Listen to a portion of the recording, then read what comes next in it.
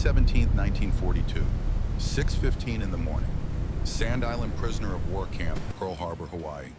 Lieutenant Takeshi Yamada sat in the mess hall staring down at his breakfast tray.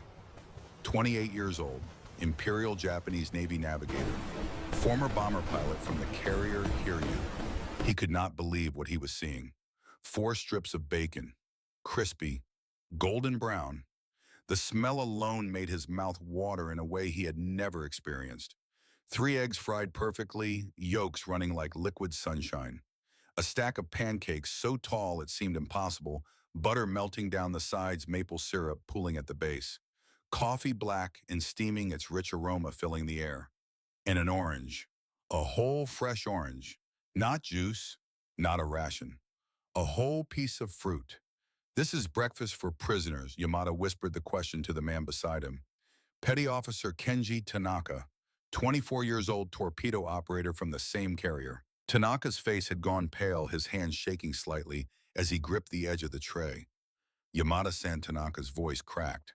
"This breakfast has more food than our top officers ate on Hiryu."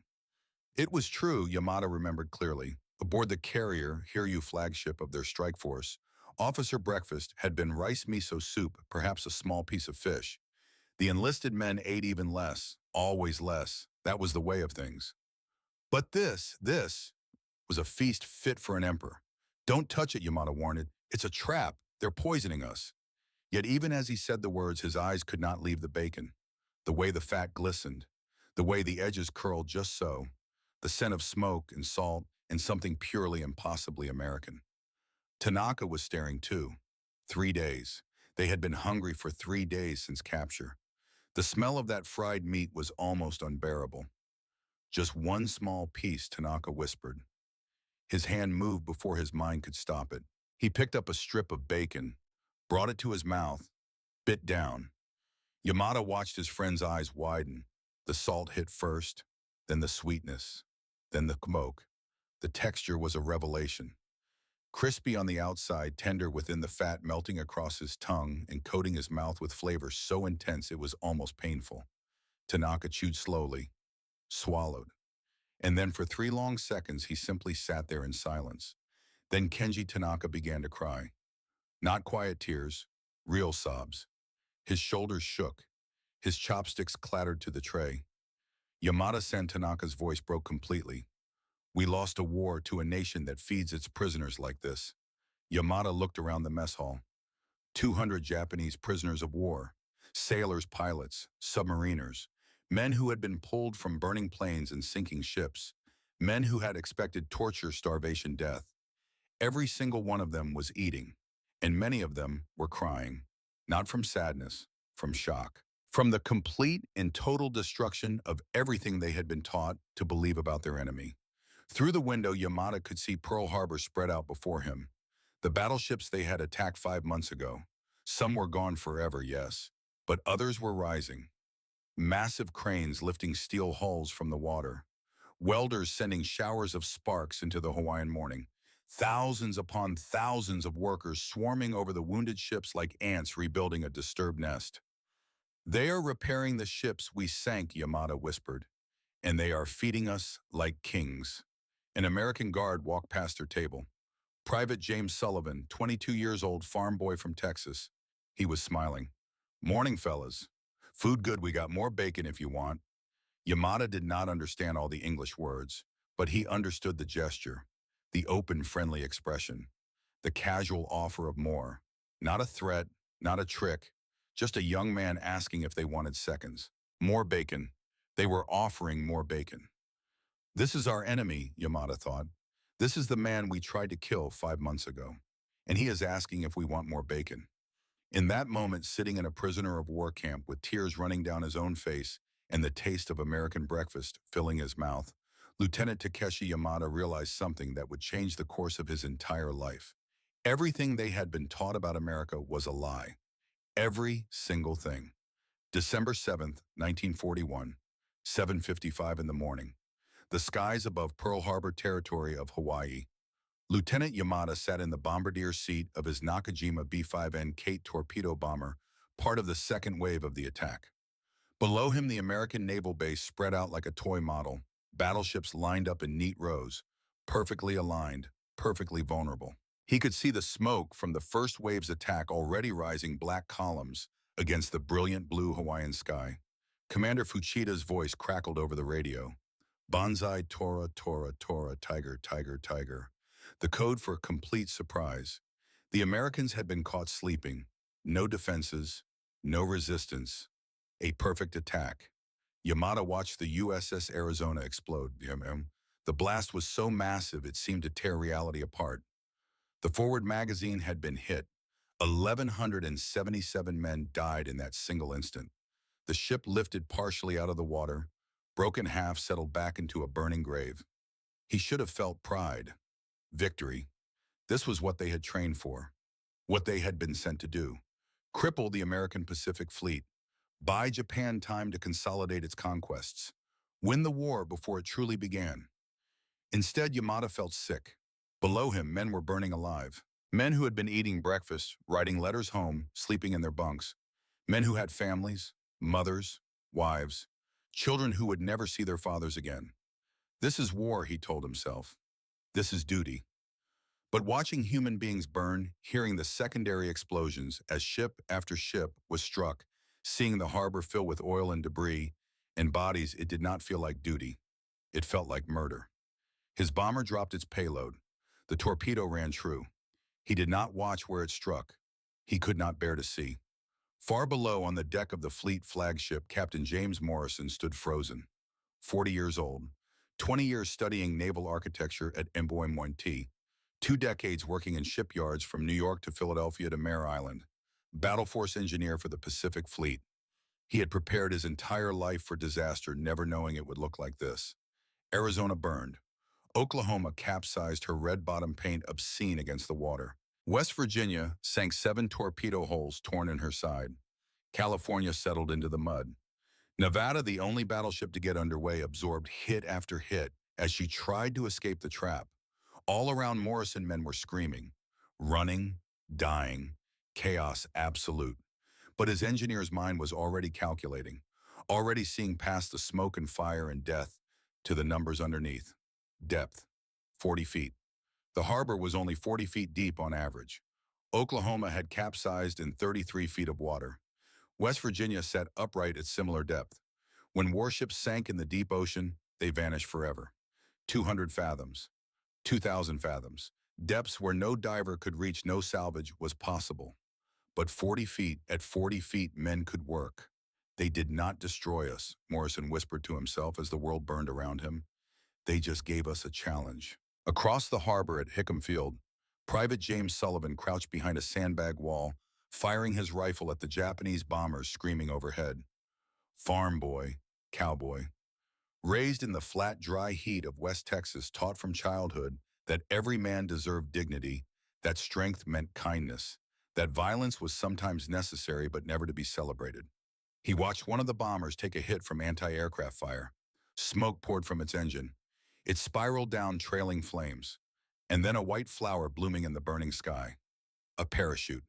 The pilot had jumped. Sullivan watched the man drift down toward the harbor, watched him splash into the water near the burning ships. Around Sullivan, other soldiers were shouting, "Get that Jap, kill him!" But Sullivan saw something else. He saw a man struggling in the water, drowning. The parachute was dragging him down. He did not think, did not plan, just ran toward the water's edge and dove in. The harbor was a nightmare. Oil burning on the surface, debris everywhere, bodies floating face down. Sullivan swam through it all, reached the Japanese pilot just as the man went under for what might have been the last time. He grabbed the pilot's harness, cut the parachute lines with his knife, dragged the man back to shore, even as the bullets still whined overhead, and ships still exploded, and the entire world seemed to be ending. On the beach, other soldiers surrounded them. The Japanese pilot coughed up water, looked at Sullivan with eyes wide with terror and confusion. Why, the pilot's English was broken but understandable. "Why, you saved me," Sullivan, soaking wet, covered in oil, breathing hard, looked at the enemy pilot. Looked at a human being no older than himself. Looked at someone's son, someone's brother, maybe someone's father. "Because you're a human being," Sullivan said simply. "War does not change that." The pilot stared at him, then began to cry. His name was Kenji Tanaka, petty officer, torpedo operator, 24 years old. In 5 months, he and Private James Sullivan would meet again, in very different circumstances. And that moment on the beach, that choice Sullivan made to save rather than kill, would ripple outward in ways neither man could imagine. By the time the second wave of Japanese aircraft departed at 9:45, the damage was catastrophic. 2,403 Americans dead, 2,008 Navy personnel, 218 Army, 109 Marines, 68 civilians, 21 ships damaged or sunk, 188 aircraft destroyed. Japanese losses were minimal: 29 aircraft, 5 midget submarines, 64 men. By every measure, it had been a perfect tactical victory. Admiral Isoroku Yamamoto, architect of the attack, received the reconnaissance photographs in his quarters aboard the battleship Yamato. He studied them in silence, spread them across his desk, looked at the destruction his planning had wrought. His staff officers were celebrating. They had done it. Crippled the American Pacific Fleet. Bought Japan the time it needed. 6 months, maybe a year. Time to consolidate the empire, fortify the defensive perimeter, negotiate a favorable peace before American industrial might could be brought to bear. But Yamamoto did not celebrate. He had studied at Harvard, served as naval attaché in Washington, traveled extensively through American manufacturing centers during the 1920s. He understood American industrial capacity better than perhaps any officer in the Japanese military. "I fear all we have done is awaken a sleeping giant and fill him with terrible resolve," Yamamoto said quietly. His officers did not understand. They saw the photographs, the burning ships, the victory. What they did not see, what Yamamoto alone seemed to grasp, was that Pearl Harbor was shallow, salvageable, recoverable. What they did not see was the American character, the refusal to accept defeat, the ability to turn disaster into determination. What they did not see was coming. January 10th, 1942. Evening. Sand Island prisoner of war camp, Pearl Harbor. Yamada and 200 other Japanese prisoners were marched off the transport ship and onto the small strip of land that would be their home for the foreseeable future. Sand Island sat in the mouth of Pearl Harbor itself. From the camp, they could see Battleship Row, could see the salvage operations beginning, could hear the sounds of industry: welding torches, cranes, pumps working day and night. Every night they heard the Americans working to resurrect the ships they had killed. Every day they watched those ships rise. Yamada had been trained for this moment, trained for capture, though capture was considered the ultimate shame. Japanese military doctrine was clear. If captured, expect torture, expect starvation, expect brutality. Better to die in than surrender. Better to take your own life than fall into enemy hands. He had expected to die. They all had. The reality was different. The barracks were clean, not luxurious, but clean. There were beds, actual beds with mattresses, not just sleeping mats on hard floors. There were bathrooms, running water, hot water, hot water. Yamada stood under the shower that first night, feeling hot water cascade over his skin, and wanted to weep. On Hiryu, even officers bathed in cold water, and only when water could be spared. "This is wrong," he whispered to Tanaka, who was showering nearby. "This has to be a trick." Then came dinner. They filed into the mess hall, 200 prisoners, silent and afraid. They expected gruel, maybe stale bread and water, the minimum required to keep prisoners alive under the Geneva Convention. What they got was fried chicken, mashed potatoes swimming in rich brown gravy, green beans, cornbread still warm from the oven, fresh milk in tall glasses. Commander Hiroshi Nakamura stood, 45 years old, career Navy officer, the senior-ranking prisoner. His face was hard. "No one will touch this food," he announced in Japanese. "It is poisoned. This is how they will kill us. With honor, we refuse." 200 men sat before their trays, starving, smelling that chicken, that gravy, that cornbread. Not moving. Private Sullivan entered the mess hall, saw the prisoners sitting but not eating. He understood immediately. Had seen this before with German prisoners back stateside. The propaganda ran deep. Trust took time. He walked to the nearest table, picked up a piece of chicken from one of the trays, bit into it deliberately, chewed, swallowed, smiled. "See, not poison, just food. Tanaka looked up, recognized the American, recognized the young soldier who had pulled him from the harbor while bullets flew, who had saved his life for no reason except basic human decency. You, Tanaka said in broken English. You saved me. Water. Sullivan grinned. Yeah, buddy. And now I am feeding you. That is how we do things here. He picked up a plate, loaded it with chicken, handed it directly to Tanaka. Eat, you are too skinny. Tanaka looked at Commander Nakamura. The commander's expression was stone. No. The order was no. But Kenji Tanaka was so hungry. And this American had saved his life once already. What reason did he have to poison him now? He picked up the chicken, brought it to his mouth, bit down. The crispy skin shattered between his teeth. The meat beneath was impossibly tender, seasoned with herbs and spices he could not name, but which tasted like they had been designed by heaven itself. Juice ran down his chin. Flavor exploded across every taste bud. It was not just food, it was revelation. Oishi, Tanaka whispered. Delicious. Another prisoner tried a bite, then another. Within minutes, all 200 Japanese prisoners were eating like they had never eaten in their lives. Some were crying, some were laughing. Most were simply eating in stunned silence, their worldview cracking apart with every bite. Only Yamada and a handful of others held out. Pride, duty, honor, and all the things they had been taught, and all the things that defined them. But the smell, God, the smell of that chicken. Finally, when he could bear it no longer, Yamada surrendered, picked up a piece, ate. The flavor was so intense it hurt, so rich and full, and completely unlike anything Japanese military rations had ever provided. He chewed slowly, feeling something fundamental shift inside him. Then he began to cry. He could not help it, could not stop the tears from coming. Sullivan noticed, walked over, sat down across from Yamada without asking permission. Look, Sullivan said slowly, clearly his Texas drawl softening the edges of words Yamada only partially understood.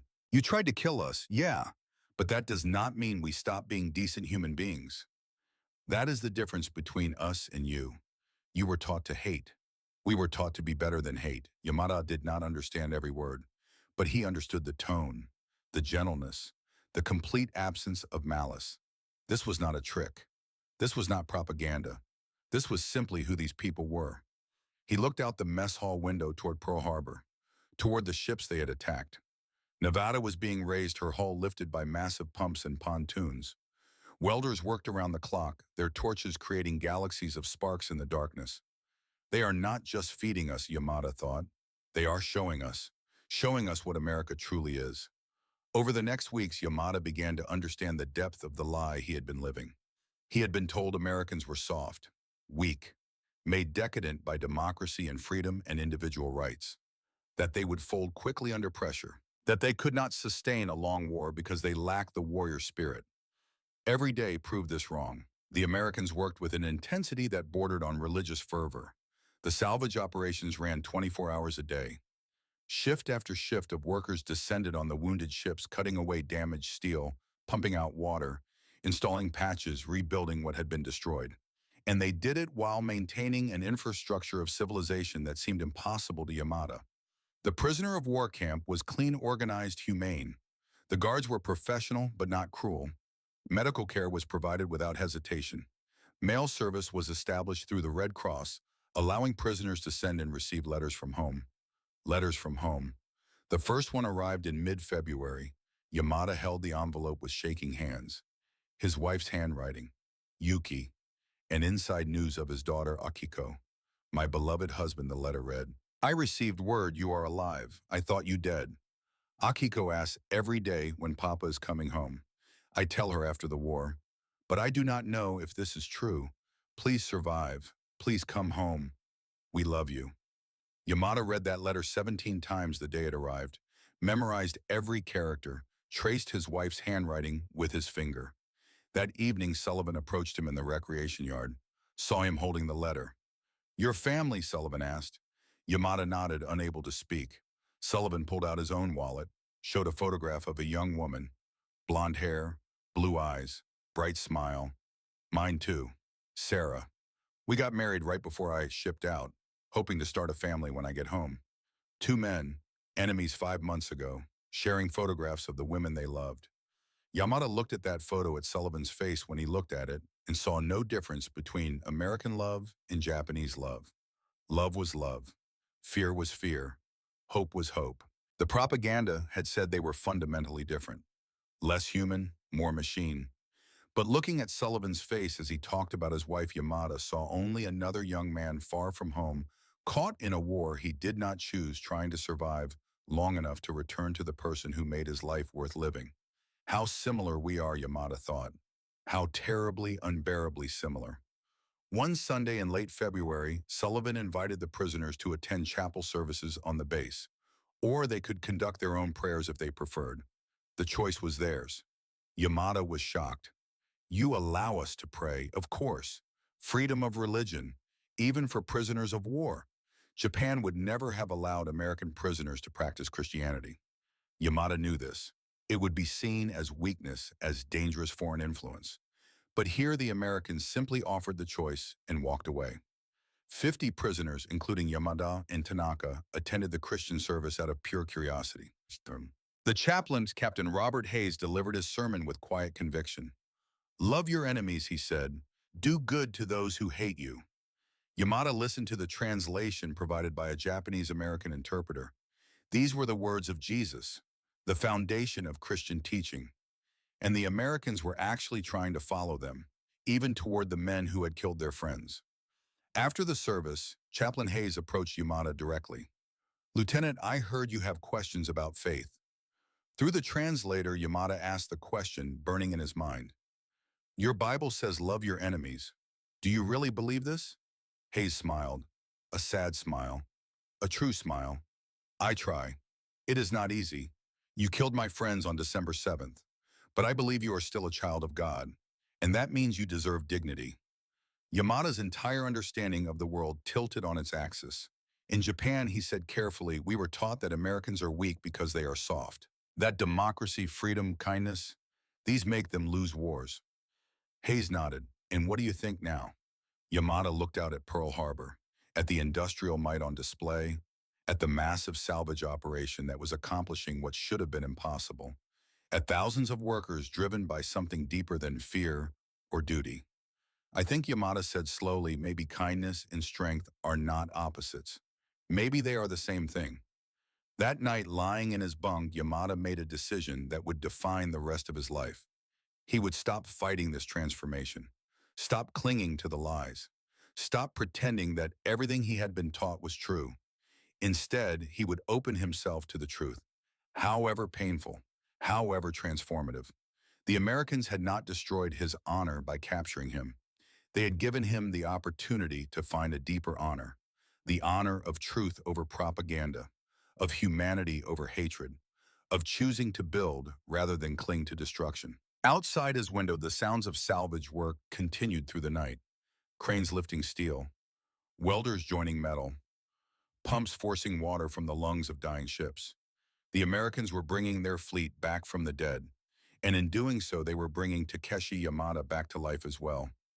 A different life, a truer life, a life he had never known was possible until a young Texas farm boy had offered him a second helping of bacon and smiled. March 1st, 1942, Pearl Harbor Naval Yard, Captain Morrison's office. Morrison sat across from Admiral Chester Williams, commander of what remained of the Pacific Fleet. The salvage operation was stretching every resource to its absolute limit. Nevada was coming up, yes, making remarkable progress. But California and West Virginia represented challenges of an entirely different magnitude. They needed workers, thousands more workers. Jim Williams said, we are running out of bodies. Every able man in Hawaii is already on a crew. We have hired civilians from the mainland. We have pulled sailors from every available posting, and it is still not enough. Morrison knew where this was going. He had been thinking about it for weeks. The question was whether he had the courage to say it out loud. Sir Morrison said carefully, there is one labor pool we have not tapped. The admiral raised an eyebrow. Go on. The prisoners, the Japanese prisoners of war. Silence filled the office. Outside, the sounds of salvage work continued. Metal on metal, pumps churning, men shouting coordinates. Geneva Convention allows prisoner labor for non-combat operations. Morrison continued. Salvage qualifies. They would be paid camp credits. They would learn valuable skills. And he paused. It might help with the peace that comes after. Williams leaned back in his chair. The peace that comes after. You are thinking long term. Sir, eventually this war ends. Those Japanese sailors go home. What do they tell their country about us, that we tortured them, or that we worked beside them, that we treated them like enemies, or that we showed them what America truly is? Williams was quiet for a long moment. Then he nodded. Propose it. See who volunteers. But Morrison, if there is any sabotage, any betrayal, it ends immediately. Understood, sir. March 3rd. The prisoner of war camp. Afternoon formation. 200 Japanese prisoners stood in neat rows. Morrison stood before them, Sullivan translating his words into Japanese. Gentlemen, Morrison began, I am offering you an opportunity. Volunteer for salvage work. You will help raise ships from Pearl Harbor. You will be paid according to Geneva Convention standards. You will learn skills in engineering, welding, concrete work, crane operation. Skills that will serve you when you return home. The silence that followed was profound. Commander Nakamura, the senior Japanese officer, stood abruptly. His face was red with fury. Never. We will not help America rebuild the fleet that will destroy our homeland. This is betrayal of the highest order. Murmurs of agreement rippled through the formation. Yamada stood still thinking, calculating. He raised his hand. Captain Morrison, may I ask a question? Morrison nodded. Of course. What specific skills would we learn? Morrison appreciated the directness. Underwater welding, structural engineering, crane and heavy equipment operation, concrete formulation and pouring, industrial pump systems, all skills that translate directly to peacetime construction. Yamada translated this for the prisoners who spoke less English. He saw eyes widen. These were valuable skills. Skills that would be desperately needed in a Japan that would inevitably be devastated by this war. Kenji Tanaka stood. I volunteer. Nakamura turned on him. Traitor Tanaka met the commander's glare without flinching. Not a traitor, a survivor. This war will end. When it does, I want to return home with the skills to rebuild Japan, which will be destroyed. Better to learn from people who know how to resurrect the dead. The logic was unassailable. Brutal, but unassailable.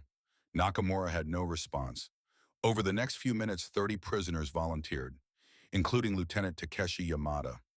March 10, 1942, Nevada salvage site. Dawn. Yamada, Tanaka, and 28 other Japanese volunteers arrived at the worksite. They stood before USS Nevada, the battleship that had been struck by 1 torpedo and 6 bombs. The ship they had helped attack 5 months ago. The ship they were now going to help save. The irony was not lost on anyone. Chief Petty Officer Thomas Bradley approached the group. 28 years old, master diver, 7 years of deep water experience. He had been diving inside these ships for months now, working in conditions that would break most men. He had lost friends on December 7th. His destroyer helm had barely escaped the harbor under fire. Now he stood before 30 Japanese sailors and tried to find words that would not betray the anger still churning in his gut. You will work topside, Bradley said simply, handing tools to divers, operating pumps, mixing and pouring concrete. No underwater work. That requires training you do not have. Understood. Yamada translated. The prisoners nodded. You work hard, we work together, Bradley continued. You slack off, you go back to camp. Fair, Yamada translated again. More nods. From the edge of the work area, Petty Officer Daniel Carter watched this exchange with barely contained rage. 22 years old, survivor of USS West Virginia.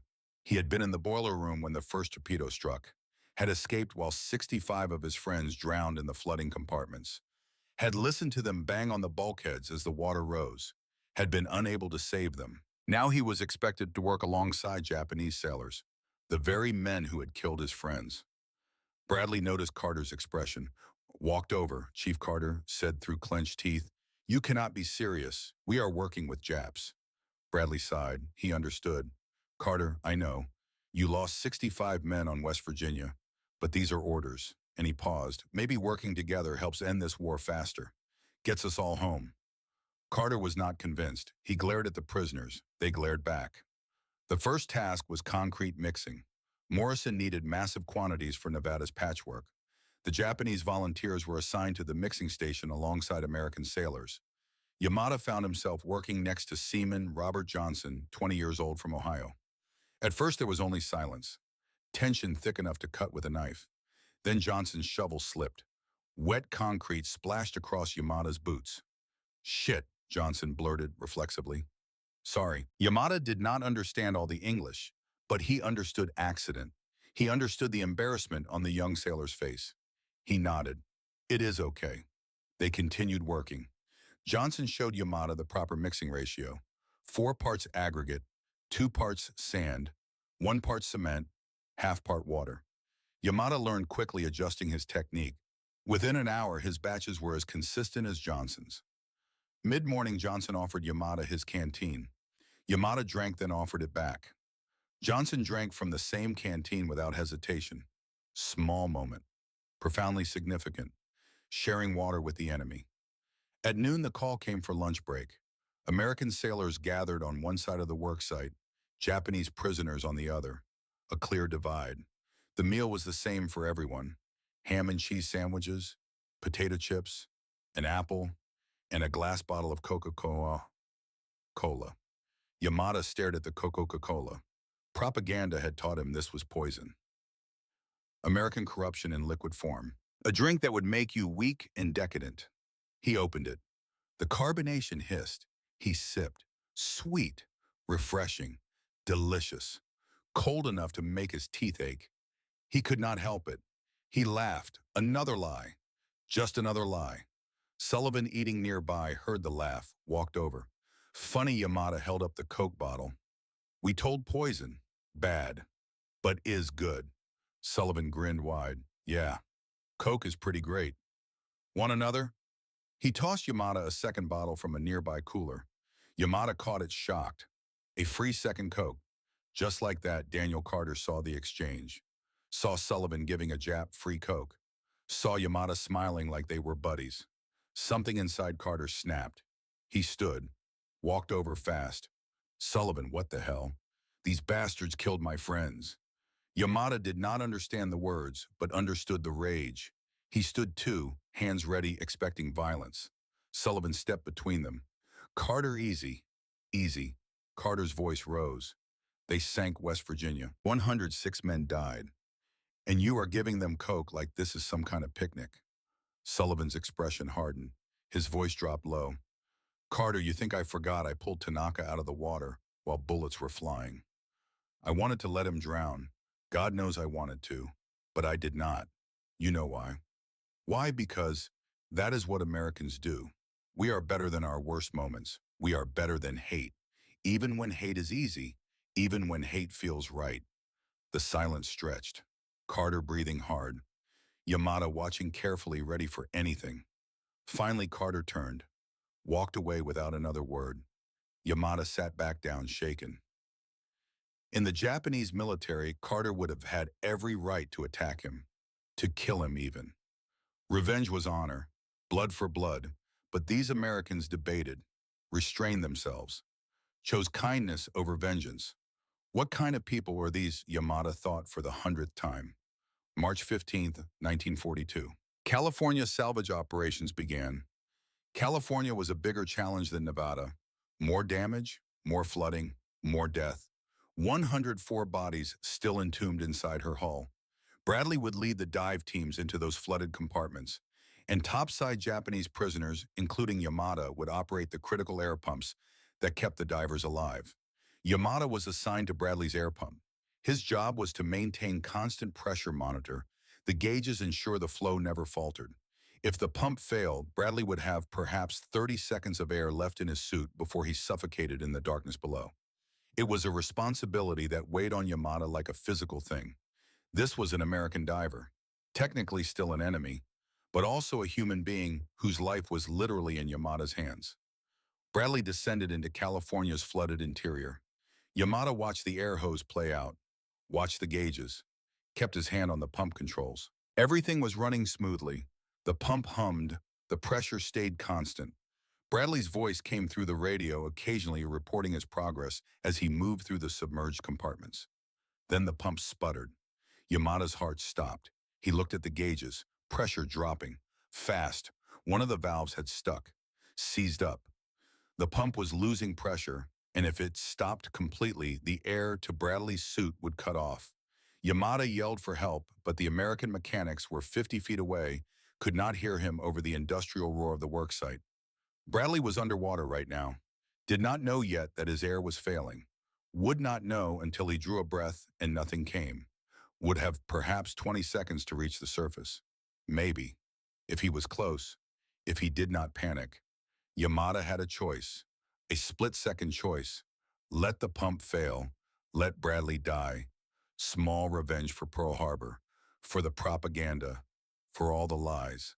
Or fix it himself. The propaganda voice in his head screamed, "Let him die. He is your enemy." But a stronger voice, a newer voice, one that had grown over 3 months of kindness and bacon and hot showers and letters from home.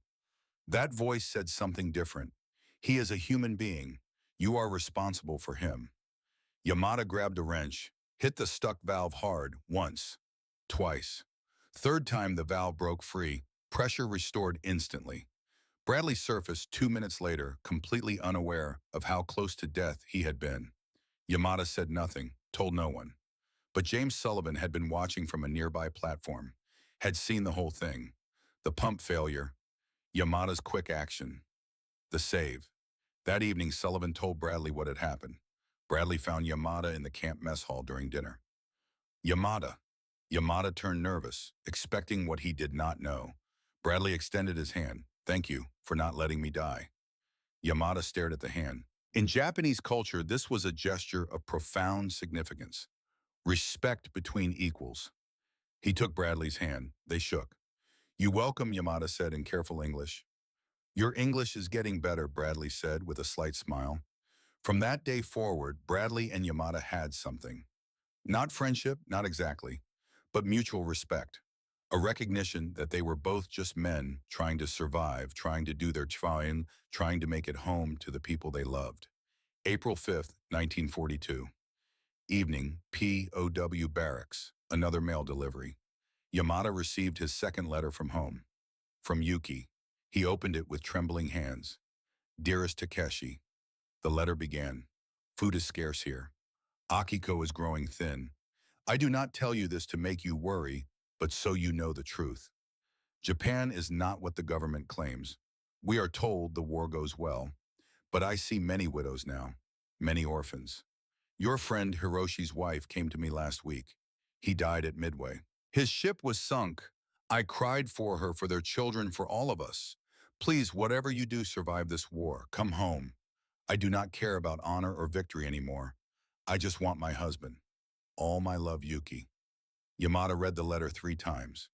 Each reading felt like a knife twisting deeper. Japan was starving, losing. The propaganda said they were winning, but the reality was clear in his wife's words. Men dying, ships sinking, families suffering. He thought about his breakfast that morning. Eggs, bacon, toast, orange juice, coffee. More food than his wife had access to in a week. Probably more than she would see in a month. The guilt was crushing. Tanaka sat nearby reading his own letter. From his mother. His father had been killed in an American bombing raid, but his mother's words were simple and devastating. "Your father is gone, but I am glad you are alive. War takes so much. I cannot lose you too." Tanaka and Yamada sat together in silence. 2 prisoners of war. 2 men caught between worlds, between duty and survival, between what they had been taught and what they were learning. Yamada-san, Tanaka whispered finally, "What are we doing?" "What do you mean we are helping Americans rebuild ships? Ships that will go fight Japan. Ships that will kill our brothers, our friends, maybe our families." Yamada had been thinking about this for weeks, wrestling with it every night. "Tanaka, the war will end. We both know this now. Japan will lose. When that happens, our country will be destroyed, bombed, starving. We will need to rebuild everything. Everything. So we are learning how. We are learning from the only people who know how to bring dead things back to life." Tanaka absorbed this. "So we are not betraying Japan. We are preparing to save it." Exactly. From across the barracks, Commander Nakamura had been listening. He approached his face hard. Yamada, you rationalize your betrayal very well, but it is still betrayal. Yamada stood, faced Nakamura directly. Commander with respect, which is betrayal. Learning skills to rebuild our homeland or clinging to propaganda while our families starve and our nation crumbles. We are warriors, Nakamura said coldly. We die with honor. I was a warrior, Yamada replied.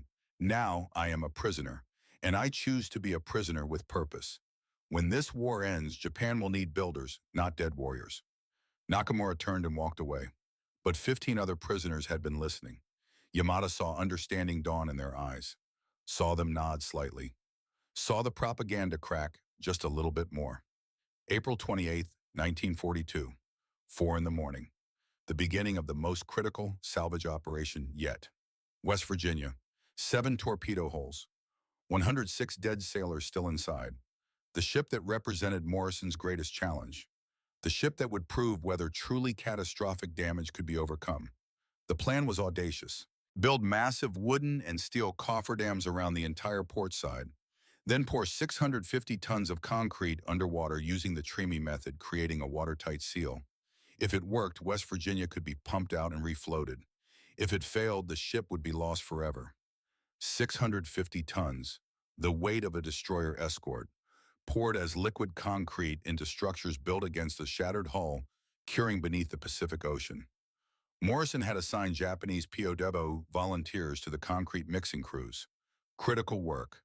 The wrong ratio meant weak concrete. Weak concrete meant dam failure. Dam failure meant West Virginia lost and possibly workers killed.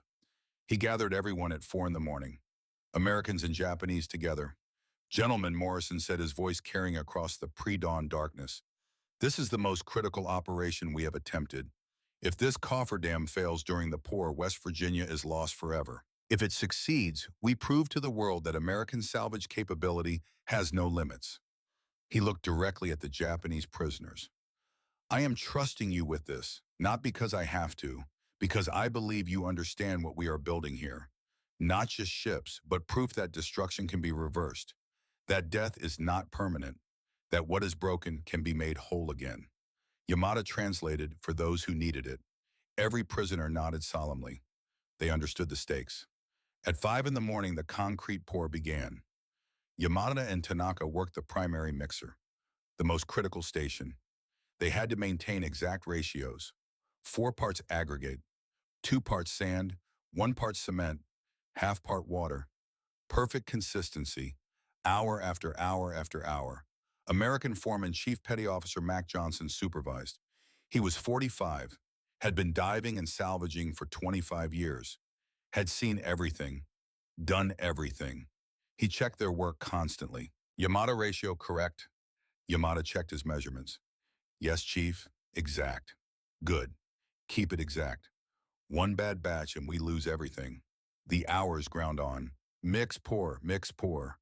The Treme pipes carried concrete down into the water, filling the space between the cofferdams and West Virginia's hull, building a seal that had to hold against enormous pressure. At 2 in the afternoon hour, 9 of the operation disaster struck. One of the Treme pipes clogged. Concrete was hardening inside the pipe. If it sealed completely, the entire system would fail. Morrison needed someone small enough to crawl into the access tunnel and clear the blockage from inside. The tunnel was only 24 inches in diameter, too small for most American sailors, but Yamada's smaller frame could fit. I can do it, Yamada said. Morrison hesitated. This was asking a Japanese prisoner to perform mission-critical work in a confined space. Could he trust that Bradley spoke up? Sir, Yamada saved my life last month. He will not sabotage. Morrison made his decision. Go. Yamada crawled into the access tunnel. Tight, dark, claustrophobic. His flashlight beam barely penetrated the gloom. He crawled forward 20 feet, 30 feet, following the pipe. He found the blockage, a chunk of hardened concrete wedged in a pipe joint. Radio to Morrison, found it, trying to clear. He hammered with his wrench. The concrete chunk would not budge. It was hardening fast, getting stronger with every passing second. From above, Carter, still bitter about working with Japanese, yelled down. Hurry up, Jap. You are costing us time. Yamada ignored the insult. Focused. Hit the blockage harder. Again. Again, the chunk broke free. Concrete flowed again through the pipe. Clear, Yamada radioed. He crawled back, emerged filthy and exhausted. Morrison was there, reached down, helped him up. Good work, Lieutenant. Lieutenant, not prisoner, not Jap. Lieutenant, a title of respect. Yamada felt something crack open inside his chest. Something like pride, like belonging. At 11 that night hour, 18 exhaustion was setting in across the entire crew. Mistakes crept in at the edges. One American sailor, Seaman Davis, fell asleep at his mixer controls. The ratio went wrong. A bad batch mixed before anyone caught it. Morrison saw it immediately. Dump that batch. We cannot use it. Davis was devastated. I am sorry, sir. I am so tired. Morrison's voice softened. I know. We all are. Take a 10-minute break. Get some coffee. Yamada watched this interaction. Saw Morrison's leadership. Firm when necessary. Compassionate always. In the Japanese military, Davis would have been punished. Shamed. Here he was given rest and understanding. At 3 in the morning hour 22, the real crisis hit. Section C of the cofferdam showed a crack. Hairline at first, but spreading. The concrete pressure from inside was pushing the structure outward. If it ruptured, 450 tons of poured concrete would wash away. The mission would fail. Morrison made the call.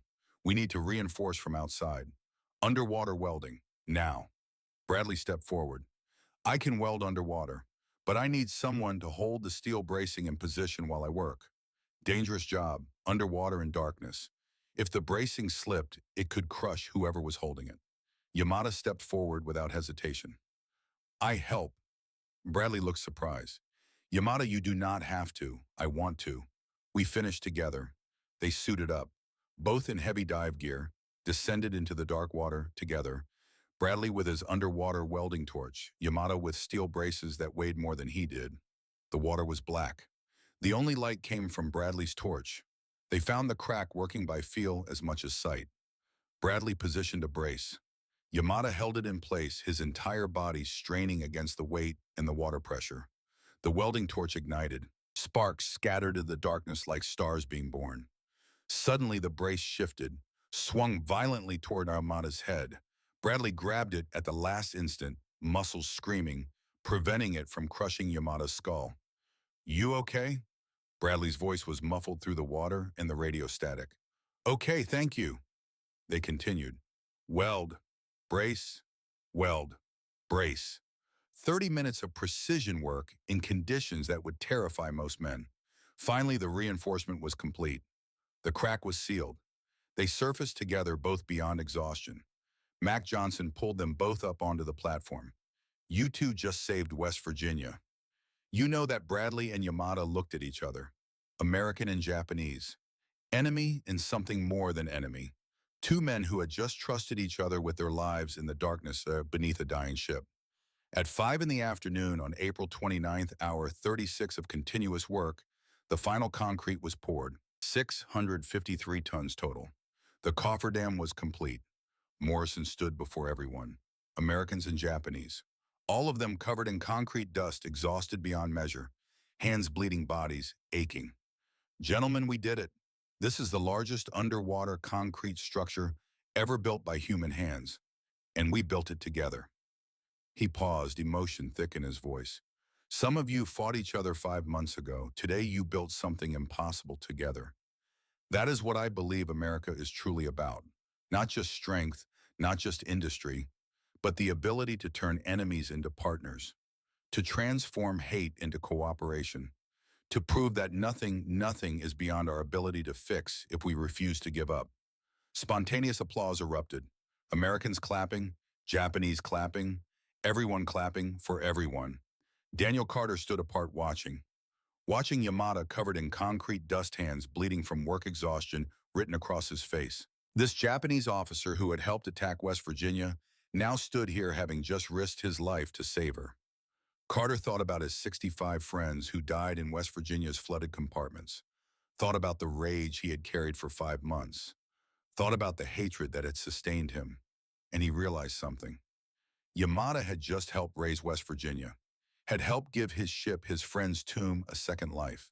Maybe these Japanese were not all monsters. Maybe they were just men. Men caught in the same war, men trying to survive, men capable of courage and sacrifice and change. Maybe forgiveness was not betrayal. Maybe it was strength. That night, the camp kitchen prepared a special meal as reward for the crews. Ribeye steaks, thick, perfectly cooked, medium, rare with pink centers, baked potatoes with butter and sour cream, sweet corn, fresh rolls, real butter. Yamada cut into his steak, watched the juices flow. The meat was tender beyond description, seasoned perfectly cooked to absolute perfection. But he could not eat it. He thought about Yuki, about Akiko, starving in Osaka while he ate like a king. The guilt overwhelmed him. Tears fell onto his plate. Sullivan noticed. Sat down next to Yamada. Something wrong, Yamada struggled with the English. My wife, my daughter, they hungry, I eat this. He gestured at the steak. Feel guilty. Sullivan was quiet for a moment. Then he said something that would change Yamada's life. You want to send them food? Yamada looked up confused. How war? Cannot send. Iha and ahead. Red Cross packages. We can arrange it. Will not be steak but canned goods, rice beans, dried fruit. Enough to help. You help my family. Enemy family. Sullivan shrugged. They are not my enemies. They are a mom and a little girl who need food. That is all I see. Lieutenant Takeshi Yamada broke down completely, not from sadness. From the overwhelming, crushing, beautiful realization that these Americans, these people his country had tried to kill, possessed hearts bigger than anything Japan had ever taught him was possible. In that moment, covered in concrete dust, eating a steak, he did not feel worthy of listening to an enemy soldier offer to feed his starving family.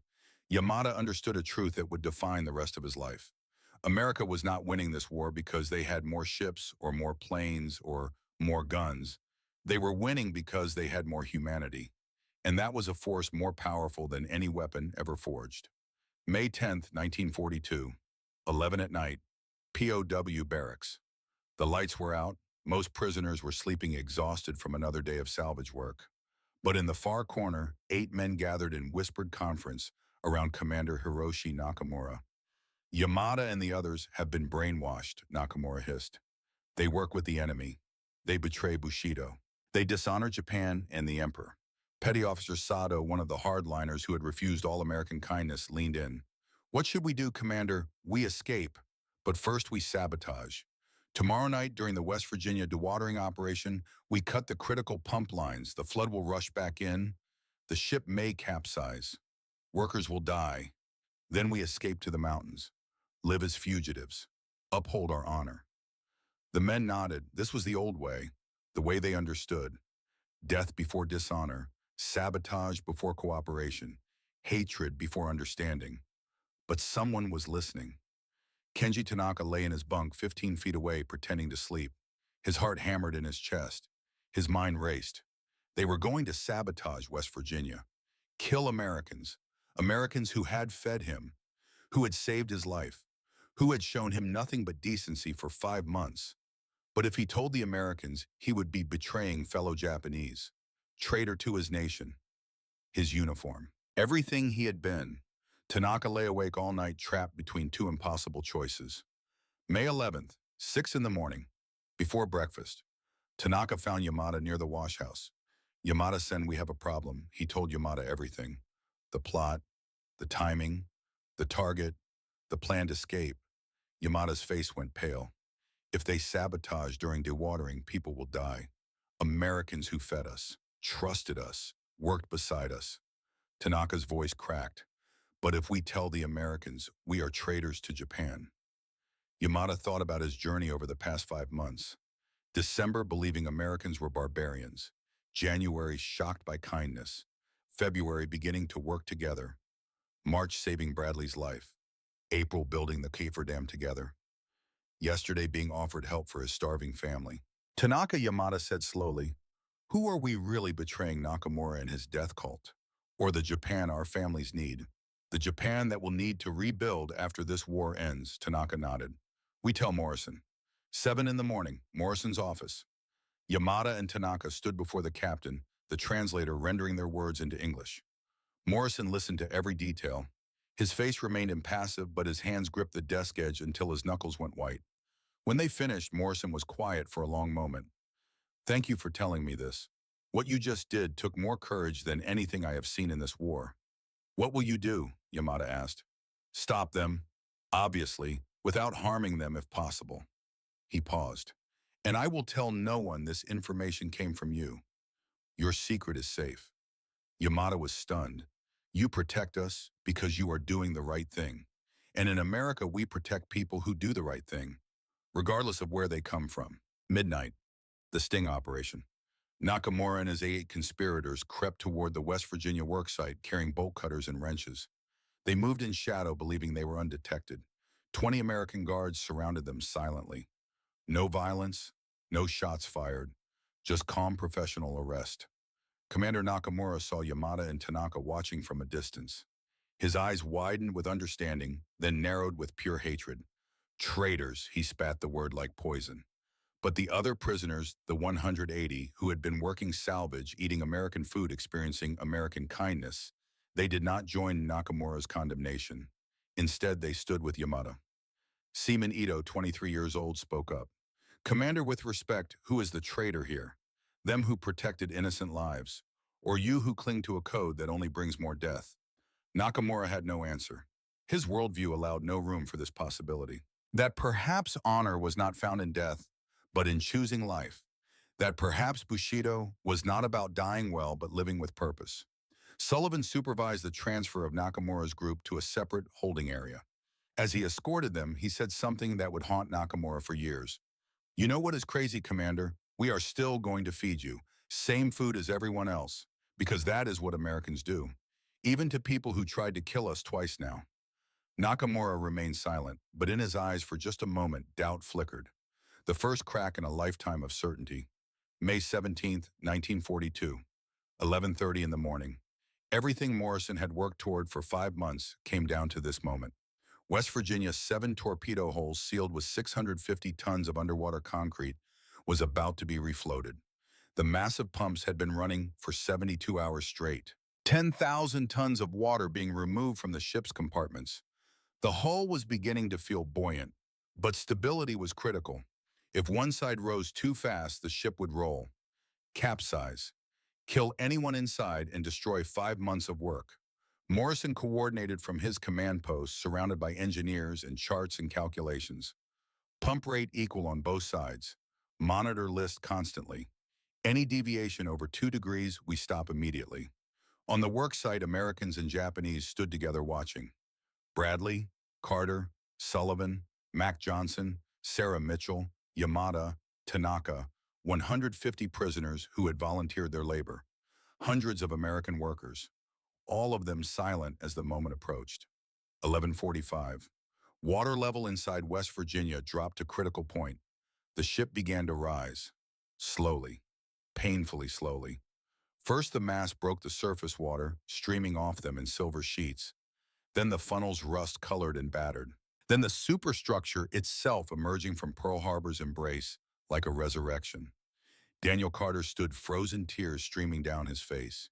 This was his ship, his home, the tomb of 65 friends, Mike Johnson, Johnny Martinez, all the boys who had died in the flooded compartments while he escaped.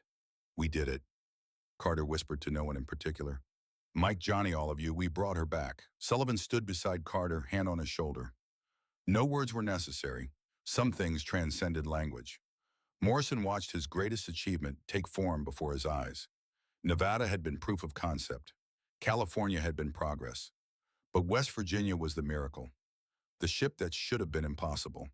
The ship that proved no destruction was permanent if Americans refused to accept defeat. Sarah Mitchell stood beside Morrison. Jim, you did it. You proved everything. We all did it, Morrison replied. Americans, Japanese, everyone who believed resurrection was possible. Chief Bradley thought about all the dives into darkness, all the hours underwater working by touch in flooded compartments filled with oil and death. The moment he and Yamada had welded the cracked cofferdam together in the black water, trusting each other with their lives.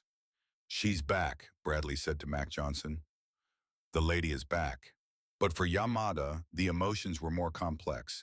He watched the ship he had helped sink now rising from the water, raised partly by his own hands. Guilt and pride and confusion swirled together in his chest. Tanaka stood beside him. Yamada-san, are we witnessing Japan's defeat? Yamada thought carefully before answering. No, we are witnessing why Japan will lose. Not because America has more ships, because America has this. He gestured at the scene before them. This ability to refuse defeat, to resurrect, to make dead things live again, to turn enemies into partners, to choose construction over destruction. 1152, West Virginia floated free. The cofferdam held. No leaks. The ship that Japanese torpedoes had killed 5 months ago was alive again. Cheers erupted, Americans hugging each other, Japanese applauding. The sound rolled across Pearl Harbor like thunder. Morrison raised his voice to be heard. Gentlemen, American and Japanese alike, we have accomplished what Tokyo said was impossible. We have raised a 33,000-ton battleship from the bottom of Pearl Harbor. And we did it together. He paused, letting that word hang in the air. Together, some of you fought each other on December 7th. Today you fought physics and water and death together. And you won. Daniel Carter walked toward Yamada, the moment he had been building toward for 5 months, face to face with a man who represented everything that had destroyed his world. Carter extended his hand. Thank you for helping bring her back. Yamada stared at that hand, an American sailor whose friends he had killed, offering not hatred but gratitude. He took the hand, they shook. I'm sorry, Yamada said in a broken English. For December 7th, for your friends. Carter's eyes were wet, I know, and I am sorry for hating you. You are not my enemy. You are just a man caught in the same war as me. Private James Sullivan watched this handshake from 30 feet away. Watched two men who should have been mortal enemies choosing reconciliation instead. Choosing humanity over hatred. This was what he had believed in all along. This was why he had saved Tanaka from drowning while bullets flew. This was the America he knew in his heart. Morrison gathered everyone for a final announcement. Tonight we celebrate. American workers get extra beer rations. POW workers get a special dinner. You have earned it, he continued. And I am recommending that every prisoner who works salvage receive full Geneva Convention payment backdated to March. You worked. You deserve to be paid. The prisoners were shocked into silence. Payment like employees, like equals. June 1942. Imperial Naval Headquarters, Tokyo. Admiral Isoroku Yamamoto spread reconnaissance photographs across his desk. Images from Pearl Harbor. Recent images. Commander Takeda stood at attention waiting for his admiral's assessment. Nevada departed for Puget Sound Naval Shipyard under full reconstruction. California in dry dock repairs proceeding ahead of the schedule. West Virginia refloated successfully, preparing for transit to West Coast. Tennessee, Maryland, Pennsylvania, all under repair, all returning. Sir Takeda said carefully, they are salvaging everything. We calculated those ships would require 2 years minimum to rebuild, if they could be rebuilt at all. It has been 6 months. Yamamoto sat heavily in his chair. The weight of his earlier warnings pressed down on him like the ocean itself. I told them, I said I can run wild for 6 months, perhaps a year, but after that I have utterly no confidence. I understood American industrial capacity, but even I did not predict they could resurrect the dead. What does this mean strategically, sir? It means we bought less time than we thought. Midway cost us 4 carriers. Now their battleships are returning, and they are building new ships simultaneously while salvaging the old ones. Yamamoto's voice dropped to barely a whisper. We are facing an enemy who can do both, who can mourn their dead and resurrect them at the same time. Should we inform the Emperor?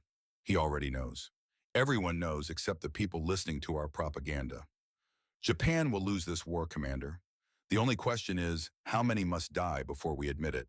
Sand Island, POW camp, same night. Yamada was writing a letter he would never send, would never dare send, but needed to write for his own soul.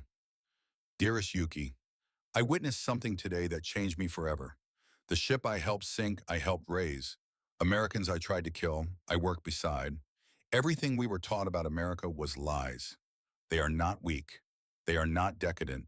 They are strong precisely because they are kind. When this war ends, and it will end with Japan's defeat, I now understand fully I will come home. And I will bring knowledge. knowledge of how to rebuild, how to resurrect from destruction.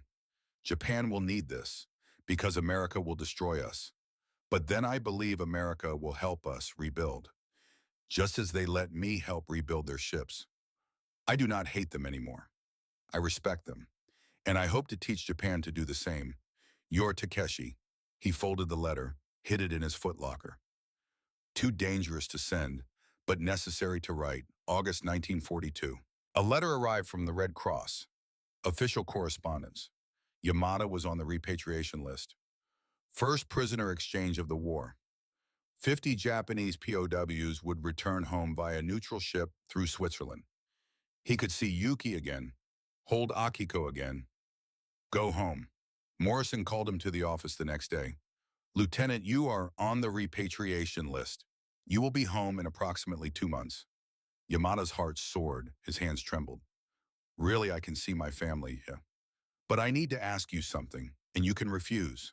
Morrison leaned forward. When you get home, Japanese intelligence will debrief you. They will ask how POWs were treated, what American capabilities are. You could tell the truth that we treated you well, or you could lie, say we tortured you like your propaganda claims. Why would I lie? Morrison's expression was unreadable. Because the truth might help America, and you are still a Japanese officer. I would understand if loyalty to your country means protecting it from the truth. Yamada was quiet for a very long time. Outside the window, he could see West Virginia in dry dock being prepared for her journey to Puget Sound. He could see the American workers and the remaining Japanese volunteers working side by side. He could see what 5 months of cooperation had built.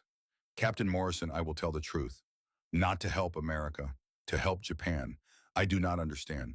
Japan needs to know what America truly is, needs to understand why we are losing, not just because America has more factories or more ships, because America has a better spirit, a spirit that makes enemies into workers, that resurrects dead ships, that sends food to enemy families, that treats prisoners like human beings. Yamada leaned forward, his voice passionate now. When this war ends, Japan will be destroyed, bombed to rubble, starving. We will need to rebuild everything. And the best way to rebuild is to learn from the people who know how to turn death into life. Morrison extended his hand across the desk. You are a good man, Lieutenant Yamada.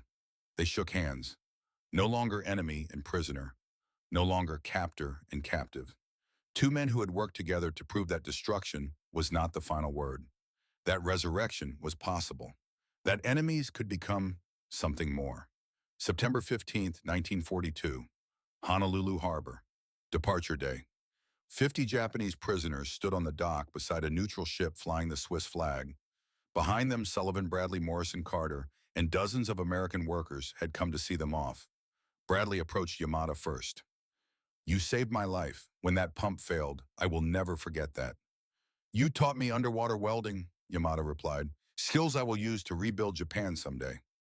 Carter stood before Yamada, this final goodbye, somehow harder than the first handshake. Tell your family that some Americans do not hate Japanese. We just hate war. I will. And I will tell all of Japan that some Americans are the best people I have ever met. Sullivan found Tanaka in the crowd. I pulled you from the water 5 months ago. I am glad I did. Tanaka's eyes filled with tears. You gave me life twice. Once in the water, once with kindness. I will never forget. Morrison addressed all 50 departing prisoners as a group, Sullivan translating his words. Gentlemen, you came here as enemies. You leave as witnesses. You witnessed American values in action. You witnessed resurrection.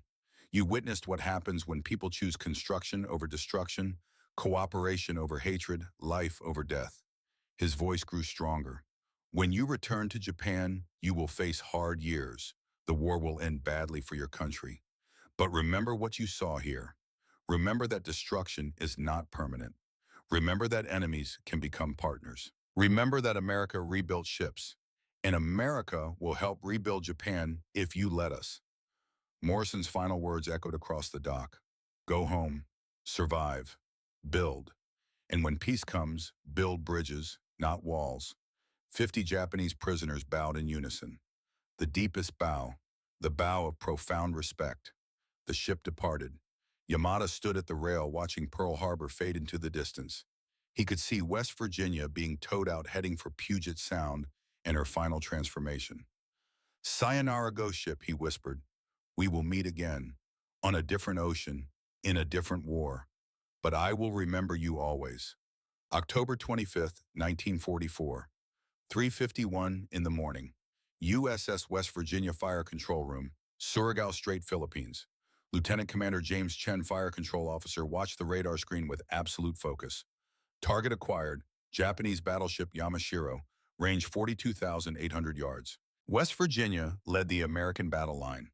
Behind her, California, Tennessee, Maryland, Pennsylvania, Mississippi. 5 of the 6 battleships were Pearl Harbor survivors. Ships that had died and returned to life. Ships that Japanese torpedoes had sent to the bottom. Ships that American determination had raised from the dead.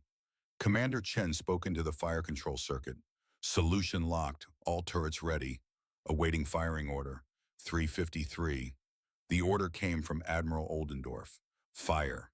West Virginia's 8 16-inch guns roared simultaneously. The recoil pushed 33,000 tons of steel sideways through the water. The blast wave was so powerful it seemed to compress reality itself. 93 rounds of 16-inch armor-piercing ammunition would be fired over the next 20 minutes. Tennessee fired 69 rounds. California 63, Maryland 48, a perfect crossing of the T. The Japanese could only return fire with their forward turrets. The Americans could fire full broadsides. The result was never in doubt. Japanese battleship Yamashiro absorbed hit after hit. Fires raged through her superstructure. Explosions ripped her hull. She fought back with desperate courage, but radar-guided American gunnery in darkness was something no navy in the world could match. At 4:19 in the morning, Yamashiro capsized and sank. Admiral Nishimura went down with her. Most of her crew died in the flames. It was the last battleship versus battleship engagement in human history, and it was won by the ghosts of Pearl Harbor. The ships that should have stayed dead. The ships that Japanese strategy had counted as permanently destroyed. The ships that proved America's fundamental truth. Nothing is permanently destroyed when people refuse to quit. Tokyo, October 25th evening, Naval Ministry. Commander Takeshi Yamada returned from imprisonment 2 years ago. Now working in the ministry's Strategic Planning Division, received the casualty reports from Surigao Strait. Yamashiro lost. He read the list of American ships. West Virginia, California, Tennessee, Maryland, Pennsylvania. The names hit him like physical blows. The Ghost Fleet, he whispered to himself. He remembered May 17, 1942, watching West Virginia rise from Pearl Harbor, working with Morrison, Bradley, Sullivan, Carter, learning that Americans could resurrect what had been killed. He had known then, Japan would lose, because America possessed something Japan did not. Not just industrial capacity, not just resources, but the fundamental belief that destruction could be overcome, that death was not final, that enemies could become partners. That night, Yamada wrote a classified memo to Admiral Yonai, the Navy minister, who secretly favored peace. "The ships we sank at Pearl Harbor have now sunk our battleship at Surigao. This is more than military defeat. This is proof of American spirit, the ability to overcome any destruction, any setback, any loss. We must seek peace immediately, before they resurrect themselves again and we have nothing left to surrender." Yonai read the memo. Agreed. Began quiet overtures through neutral channels. The peace party in Japan's government, always present but always suppressed, began to find its voice. Yamada's words from a prisoner of war camp, carried home and amplified by defeat after defeat, would play a small but real role in Japan's eventual decision to surrender. Sometimes witnessing resurrection changes not just individuals but nations. September 2nd, 1945. Tokyo Bay, USS West Virginia at anchor. The battleship that had died at Pearl Harbor. That had been raised by American determination and Japanese prisoner labor. That had been rebuilt and modernized. That had led the battle line at Surigao Strait. That had supported landings at Iwo Jima and Okinawa. That had survived kamikaze attacks and shore battery fire. She was here, in Tokyo Bay, for the Japanese surrender ceremony. On another ship nearby, Rear Admiral James Morrison stood watching. He was 53 years old now. The salvage operation felt like another lifetime.